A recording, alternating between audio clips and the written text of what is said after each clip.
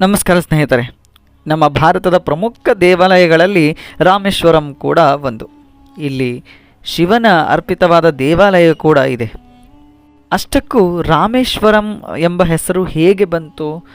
ಶ್ರೀರಾಮರಿಗೂ ಹಾಗೂ ಈ ಒಂದು ರಾಮೇಶ್ವರಂ ಒಂದು ಸ್ಥಳಕ್ಕೂ ಸಂಬಂಧಿಸಿದ ಪೌರಾಣಿಕ ಕಥೆ ಏನಾದರೂ ಇರಬೇಕಲ್ಲ? ಉತ್ತರ ಖಂಡಿತವಾಗಲೂ ಪೌರಾಣಿಕ ಕಥೆ ಮೂಲಕ ಈ ಒಂದು ವಿಡಿಯೋದಲ್ಲಿ ನಾನು ನಿಮಗೆ ತಿಳಿಸ್ಕೊಡ್ತೇನೆ. ನನ್ನ ಚಾನಲ್ ಇಷ್ಟ ಆದಲ್ಲಿ ಶೇರ್ ಮಾಡಿ, ಲೈಕ್ ಮಾಡಿ ಹಾಗೂ ಸಬ್ಸ್ಕ್ರೈಬನ್ನು ಮಾಡಿ. ಸ್ನೇಹಿತರೆ, ರಾಮೇಶ್ವರಂ ದೇವಾಲಯ 12 ಜ್ಯೋತಿರ್ಲಿಂಗಗಳ ದೇವಾಲಯಗಳಲ್ಲಿ ಇದು ಕೂಡ ಒಂದು. ಈ ಒಂದು ಸ್ಥಳದಲ್ಲಿ ಬಾವಿಯಲ್ಲಿ ನೀರಿನಿಂದ ಸ್ನಾನ ಮಾಡಿದರೆ ಪಾಪ ಕರ್ಮಗಳೆಲ್ಲ ದೂರವಾಗ್ತವೆ, ಮೋಕ್ಷ ದೊರೆಯುತ್ತದೆ ಅಂತ ಪೌರಾಣಿಕ ಕಥೆಗಳು ಕೂಡ ಹೇಳ್ತವೆ. ಈ ಸ್ಥಳವನ್ನು ರಾಮನ ನೆಚ್ಚಿನ ಭಗವಂತ ದೇವಾಲಯ ಅಂತ ಕೂಡ ಕರೀತಾರೆ.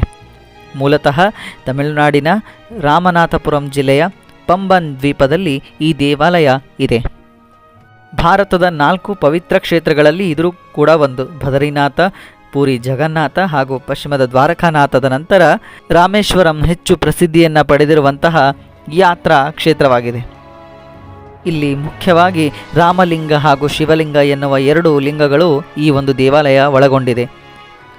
ಅಷ್ಟಕ್ಕೂ ಏನು ಈ ಒಂದು ದಂತಕಥೆ ಅಂತ ನಾವು ನೋಡೋದಾದರೆ ನಾವು ರಾಮಾಯಣ ಕಾಲಕ್ಕೆ ಹಿಂತಿರುಗಬೇಕಾಗುತ್ತೆ. ಹೌದು, ರಾಮನು ಲಂಕೆಯನ್ನು ಮತ್ತು ರಾವಣನನ್ನು ಪತನಗೊಳಿಸಿದ ನಂತರ ದೇವಿ ಸೀತೆಯೊಂದಿಗೆ ಹಾಗೂ ಆತನ ಸೈನ್ಯದೊಂದಿಗೆ ರಾಮೇಶ್ವರಂಗೆ ಬರ್ತಾರೆ.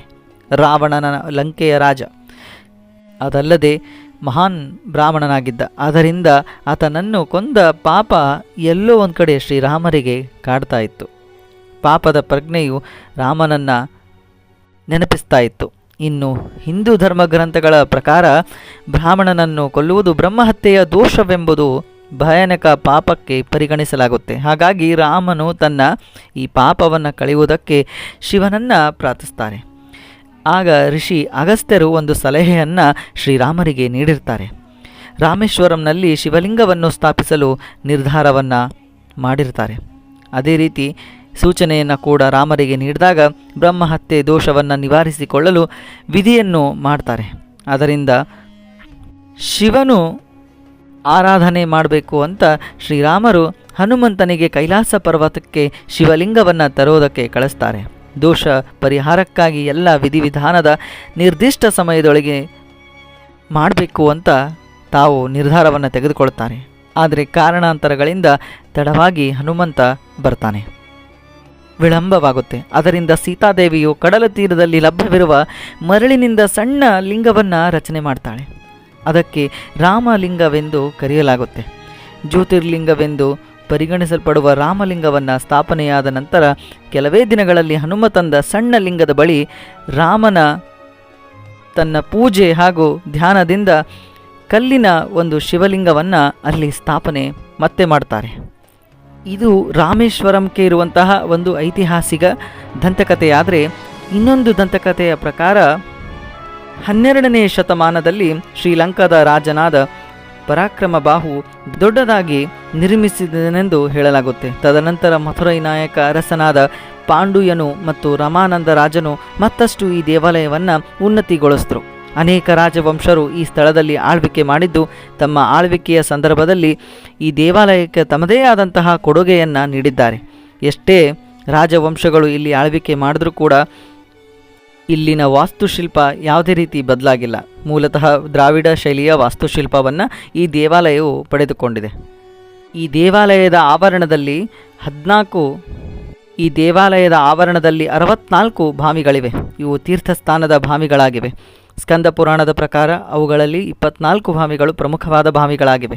ಈ ಬಾವಿಗಳು ಅಚ್ಚರಿಕರ ವಿಷಯವೇನೆಂದರೆ ಈ ದೇವಾಲಯದಲ್ಲಿರುವ ಎಲ್ಲ ಬಾವಿಗಳು ಒಂದಕ್ಕೊಂದು ಹತ್ತಿರವಾಗಿದ್ದರೂ ಕೂಡ ಪ್ರತಿಯೊಂದು ಬಾವಿಯ ನೀರು ವಿಭಿನ್ನವಾಗಿವೆ, ಭಿನ್ನ ಭಿನ್ನ ರುಚಿಯನ್ನು ಹೊಮ್ಮಿವೆ, ರೋಗ ನಿರೋಧಕ ಶಕ್ತಿಗಳನ್ನು ಹೊಂದಿವೆ.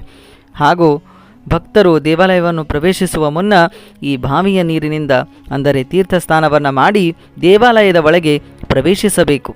ಇಲ್ಲಿನ ಬಾವಿಯ ನೀರಿನಿಂದ ತೀರ್ಥಸ್ನಾನ ಮಾಡುವುದರಿಂದ ಎಲ್ಲ ಪಾಪಕರ್ಮಗಳು ದೂರವಾಗ್ತವೆ ಅಂತ ಹೇಳ್ತಾರೆ ಹಾಗೂ ನಂಬಿಕೆ ಕೂಡ ಇದೆ. ಬರೋಬ್ಬರಿ 15 ಎಕರೆ ವಿಸ್ತೀರ್ಣದಲ್ಲಿ ಈ ದೇವಾಲಯವನ್ನು ಕಟ್ಟಲಾಗಿದ್ದು ಎತ್ತರದ ಗೋಪುರವನ್ನು ಬೃಹತ್ ಗೋಡೆಗಳನ್ನು ನಾವಿಲ್ಲಿ ಕಾಣಬಹುದಾಗಿದೆ. ಈ ದೇವಾಲಯದ ಪೂರ್ವದಲ್ಲಿ ಒಂದು ಗೋಪುರ ಮತ್ತು ಪಶ್ಚಿಮದಲ್ಲಿ ಇನ್ನೊಂದು ಗೋಪುರವಿದೆ. ಪೂರ್ವದ ಗೋಪುರವು 5 ಅಡಿ ಎತ್ತರವನ್ನು ಹೊಂದಿದರೆ ಪಶ್ಚಿಮದ ಗೋಪುರವು 9 ಹಂತದೊಳಗೆ 126 ಅಡಿ ಎತ್ತರವನ್ನು ಹೊಂದಿವೆ.